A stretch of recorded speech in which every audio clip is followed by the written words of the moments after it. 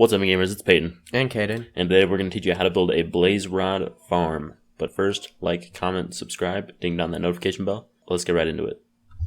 As you can see here, here's the huge blaze rod farm we made previously. These are all blazes that actually spawn from the thing. It drops about 1 to 4, I believe, every time, which is an incredible amount because it's about every minute. But I'll show you how it works. You come down here, you grab your sword or your fist or whatever. I'm just going to grab this sword. And then you just whack at the feet of them. Sometimes they'll fly up before you can kill them. But you just keep constantly whacking. Oh, I picked up that blaze rod, but you won't always do that. But you look in here, we have 60 from earlier. And then this blaze rod I just got from randomly picking it up. And this is also an XP farm if you think about it, because blazes do drop a considerable amount of XP. That they do. We got this idea from Shulkercraft.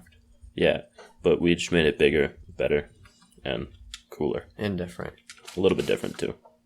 What you're going to need for this list is stacks upon stacks of glass, because You're going to need a lot. there's a lot back here. Next, you're going to need your sword or weapon that you're going to kill them with. You're going to need roughly 8 glowstone. It depends how much area you want to cover. 8 if you want to just cover the outsides of it, and Just do the minimum. 9 if you put it on top of it. You're going to need your temporary blocks. You're going to need 1 chest, 5 stone slabs, 1 to put on top of the actual spawner itself, and then 4 for the hoppers. You're going to need 4 hoppers, like I said, 4 lava buckets, and then 8 vines. 8 vines. And then the vines will eventually grow, so you won't actually be able to place, or you don't have to place more. Yeah, and then you're going to want stairs if you're going to want to build like a ramp up to your little spawner area. So what you're going to first do is find a blaze spawner, which is very easy. You want to block it off with glowstone. Go down here. It won't let me place the glowstone because he's there. You can build it like this, and then build one on top, just so they don't spawn above. Then you want to break a huge area.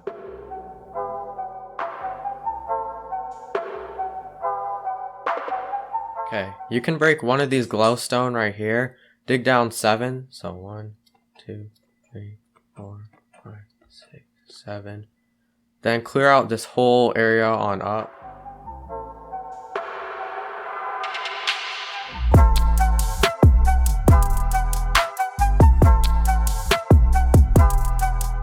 Okay, now you can stand under this and you can see the spawner right here. If you want to double check, you can just build up 1, 2, 3, 4. I'm stuck. 5, 6, and then the spawner would be 7. Okay, next, you're gonna build, using glass, a 2x2 area with the spawner in one of the corners. So the spawner's here.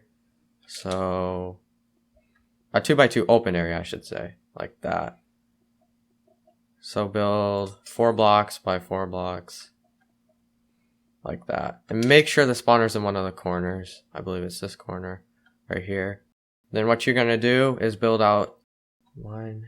Make sure it's 12 long and then 12 wide.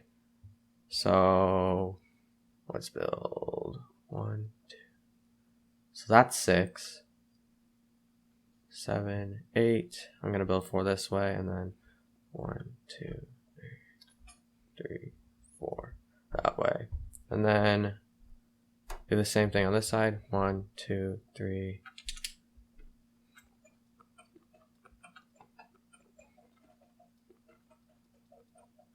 Four, and then 1, 2, 3, 4. Then connect the sides like this.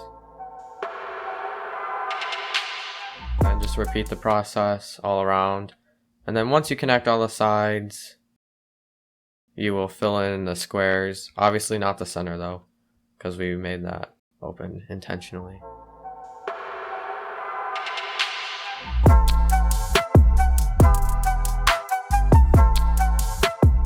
Once you fill it in, I would build 1 block up around the entire area. This is just a double check you did it right, and if you did it right, all the lava should flow and stop right before it falls into the hole in the center. So that's what we're going to do. We're going to check right here. You place one. It should stop right before. Perfect. Right here. Check. Stopped right before. Good. If it doesn't, just add one more or take away a layer. If it's too short, then you're going to have to break one. If it's not, then you're obviously going to have to add one. But there, that's perfect. Now the rest is just you're going to build all the way up to the spawner. Right here. Actually, I'm going to put a slab on top of the spawner because you're going to have to put a slab on top of the spawner eventually. So put it on top. The slab will keep it from the blazes from spawning above. So I'll push them down into around this area.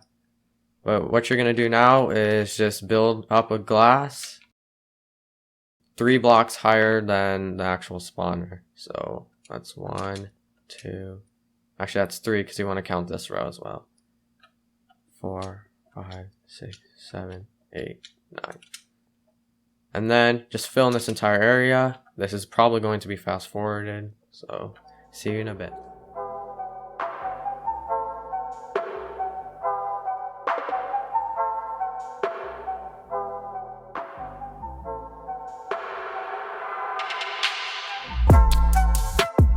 Okay, now that we finished this entire wall, I would say, you can top it off by placing glass like this. If you're in survival, I would just go like this. Crouch. And crouch, yeah. And then just place.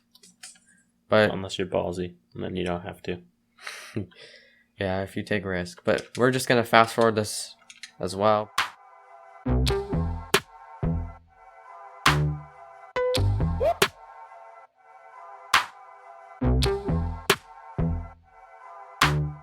Once you finish this, you want to break down and find where your hole is. So go to your hole, find it, and open a big area for it. It doesn't have to be humongous like the first one we showed if you remember. But you can grab these, place stairs here. But it does have to be big enough to fit chests and hoppers.